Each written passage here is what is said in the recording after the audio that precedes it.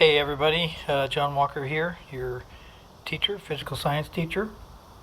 And what we're going to do today is that we're going to talk about the factors that affect the transfer of mechanical energy by waves. And what I have here is that I have a pan of water, and I've got a fan pointed right at that water. I've got a little boulder found in the yard, and I've got a metric ruler. So we're going to measure the height of the wave, and by the way, we're going to do this in two parts. So the height of the wave in this particular case, or the height of the water, is just a little under 2.5 centimeters. Say 2.3 centimeters. 2.3 centimeters. Okay, so what we're going to do is that we're going to turn that fan on, that fan right there, and we're going to see how it transfers energy from its blades and air to an energy in the water. And of course that happens all the time, doesn't it? So background: water waves can be formed by friction between the water and the moving air. When wind blows over the surface of water, energy is transferred from the wind to the water, causing waves to form. This energy is then transferred through the water in the form of waves. Okay? Purpose of this activity: you will observe two factors that determine the size of ocean waves. What are those possible two factors? Well, one is obviously the size of the wind. They're doing that. And then we're going to input this boulder rock in there, and I wonder whether or not that's going to create anything. Will that make the waves not as big, or could it possibly make them bigger? Okay, so the first thing we're going to do is that we're going to turn the fan on, and we're going to, so what it says is, place an electric fan about 8 centimeters from one end of the pan, as shown in figure 1. Adjust the fan so it's angled directly towards the surface of the water. We've done that, as you can see. And then we're going to turn on the fan, set its speed at the lowest setting. After 1 minute, set the metric ruler in the pan against the inside edge to measure the height of the waves.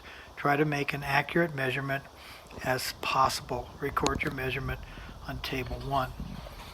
Then what we're going to do is that after 3 minutes, measure the height of the waves again. Make your measurement at the same point in the pan, okay, and record your measurement. And then repeat steps 4 through 6 with the fan set at the medium setting again, and at the high setting, remember to record your measurement. So we're going to set it at the low speed and see what happens after 1 and 3 minutes. Medium speed after 1 and 3 minutes. At the high speed, 1 and 3 minutes. And then we're going to place a rock in the center of the pan. So we're going to put it right around there, right in the center. Okay, right around the center of the pan, and the rock should rise above the surface of the water, and it will. Okay, and then we're going to turn the fan to the lowest setting, and we're going to repeat all the measurements. Okay, and then here are the questions that, and I do want you to put together this table. Okay, and table 1 is measuring wave height. Okay, with fan setting on after 1 minute, 3 minutes, low, medium, high. And then table 2, measuring obstructed wave height when we put the rock/boulder into the pan. And then we're going to do just the low and the high after 1 minute and 3 minutes. Okay, so here's the questions you're going to have to answer. Which fan setting produced the lowest waves? Which fan setting produced the highest waves? How did the rock affect wave motion in part B? So we're going to use surfers, probably know a little bit more. So you've probably been out in the ocean, and how do rocks affect the wave? Bigger, smaller, same? And then here's a few more questions. How are the waves different after 1 minute versus and 3 minutes in part B? How is wave height affected by wind speed?